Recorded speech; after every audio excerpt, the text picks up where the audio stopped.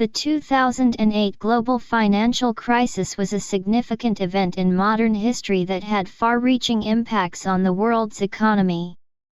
The financial crisis started in the United States and quickly spread to the rest of the world, affecting most countries in varying degrees.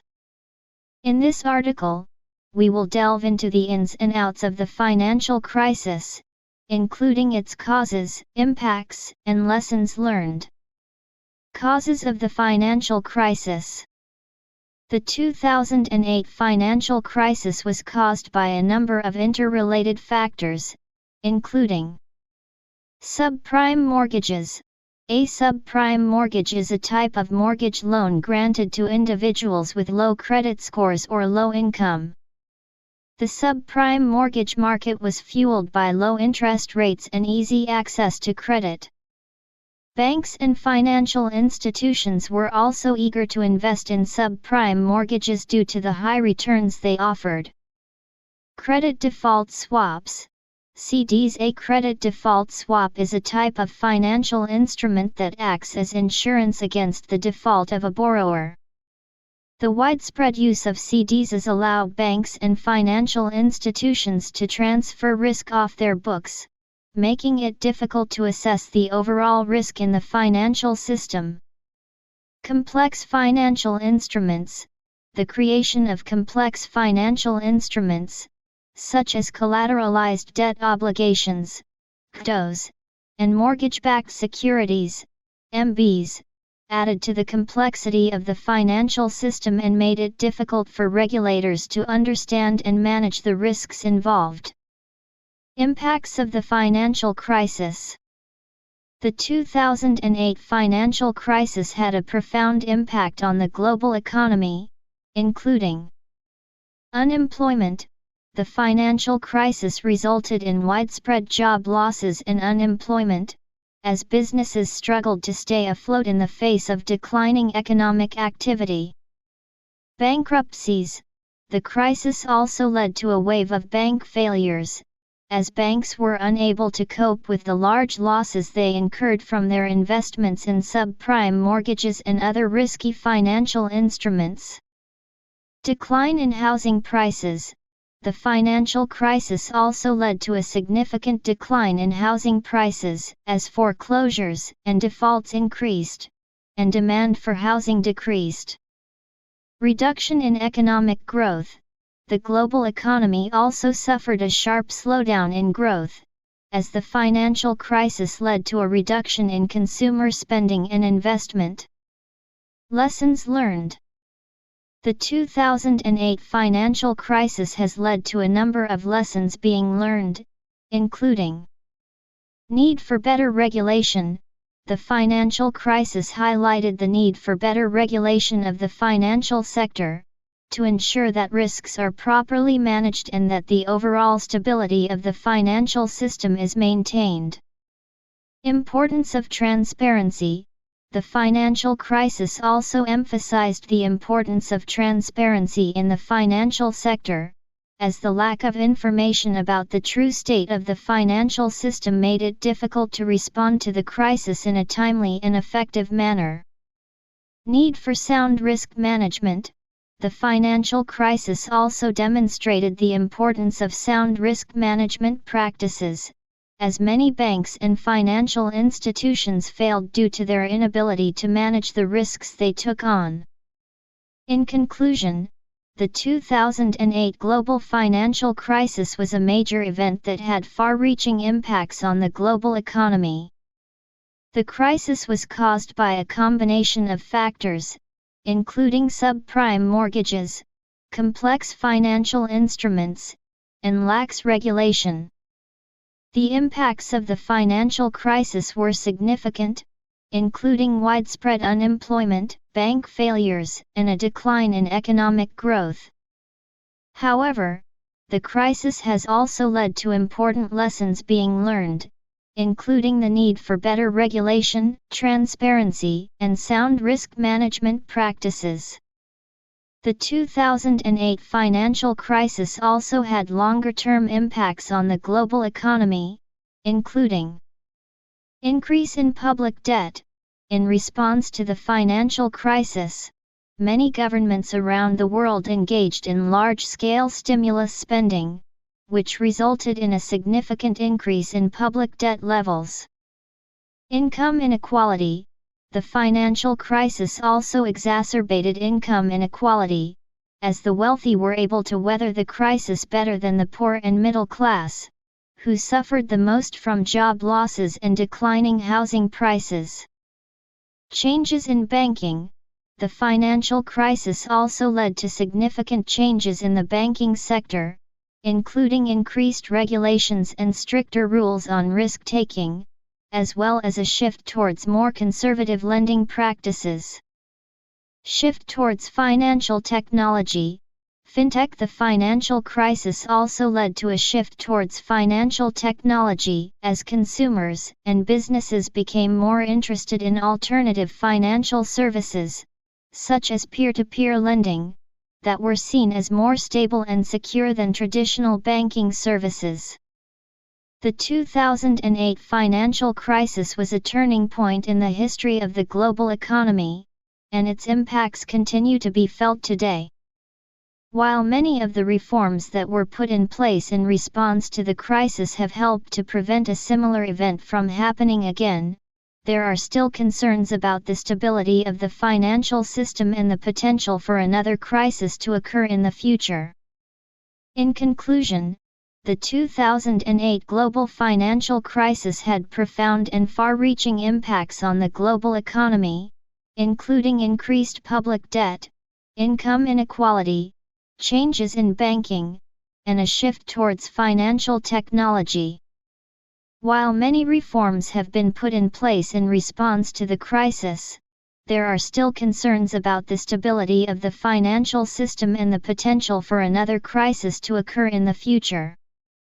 If the 2008 global financial crisis were to happen again, there are several steps that countries could take to respond. Coordinated action.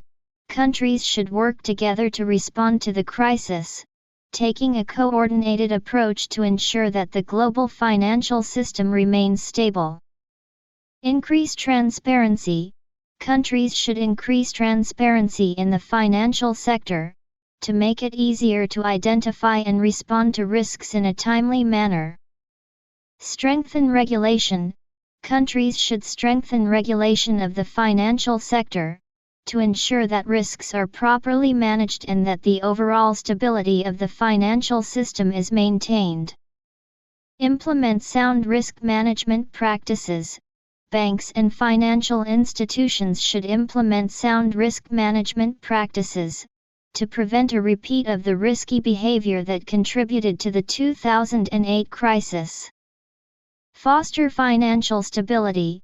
Countries should also work to foster financial stability, by supporting the development of alternative financial services and institutions, such as peer-to-peer lending, that can provide more stable and secure financial services to consumers and businesses.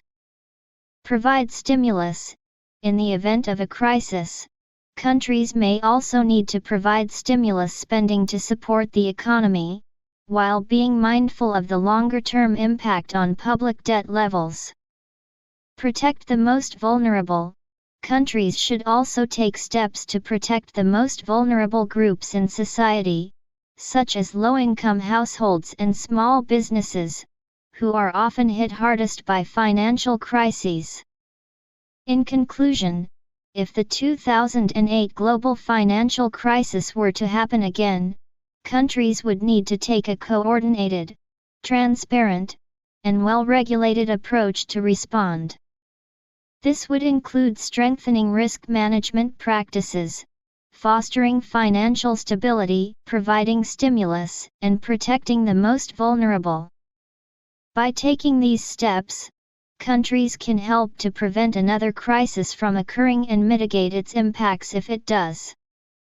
If the 2008 global financial crisis were to happen again in the United States, the following steps could be taken to deal with the situation. Increase transparency. the U.S. government could increase transparency in the financial sector by implementing new regulations, such as increased reporting requirements, to make it easier to identify and respond to risks in a timely manner. Strengthen regulation. The U.S. government could also strengthen regulation of the financial sector, by implementing new rules and penalties to prevent risky behavior and ensure the stability of the financial system. Implement sound risk management practices. Banks and financial institutions in the U.S. should implement sound risk management practices, such as stress testing and portfolio diversification, to prevent a repeat of the risky behavior that contributed to the 2008 crisis. Foster financial stability. The U.S. government could also work to foster financial stability, by supporting the development of alternative financial services and institutions, such as peer-to-peer lending, that can provide more stable and secure financial services to consumers and businesses. Provide stimulus. In the event of a crisis, the U.S. government may need to provide stimulus spending to support the economy, while being mindful of the longer-term impact on public debt levels. Protect the most vulnerable. The U.S. government should also take steps to protect the most vulnerable groups in society, such as low-income households and small businesses, who are often hit hardest by financial crises. This could include providing direct financial assistance, such as low-interest loans, and tax breaks to support small businesses. Reform the financial system. The U.S. government could also consider reforms to the financial system, such as breaking up too-big-to-fail banks and creating new regulatory bodies to oversee the financial sector. In conclusion, if the 2008 global financial crisis were to happen again in the U.S., the government would need to take a transparent, regulated, and well-planned approach to respond. This would include implementing sound risk management practices, fostering financial stability, providing stimulus, protecting the most vulnerable, and reforming the financial system. By taking these steps, the U.S. can help to prevent another crisis from occurring and mitigate its impacts if it does. During a global financial crisis, the difference between retail investors and large investors can be significant. Retail investors are individuals who invest in financial markets, while large investors are institutional investors, such as pension funds, insurance companies, and hedge funds. The difference between the two can be seen in the following ways. Investment capacity. Large investors generally have much greater investment capacity than retail investors, allowing them to make larger investments and take advantage of economies of scale. Investment knowledge. Large investors typically have more specialized knowledge and experience in investing, and access to a wider range of financial products and services. This gives them a significant advantage over retail investors in managing risk and maximizing returns. Investment horizon. Large investors often have a longer investment horizon than retail investors, as their investments are meant to provide a long-term return for their clients or beneficiaries.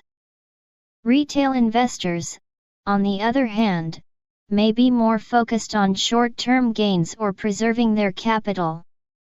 Investment impact. During a financial crisis, large investors can have a greater impact on the market than retail investors, as their investment decisions can result in significant changes in market prices and liquidity. Retail investors, by comparison, may be more likely to pull out of the market during a crisis, exacerbating market volatility. In conclusion, during a global financial crisis, retail investors and large investors face different challenges and have different impacts on financial markets. Retail investors may be more vulnerable to market volatility and losses, while large investors may have more resources and expertise to weather the storm. The stock market is influenced by many complex and dynamic factors, including economic conditions, political events, corporate earnings, and investor sentiment, among others. It is challenging, if not impossible, to accurately predict the future trend of the stock market.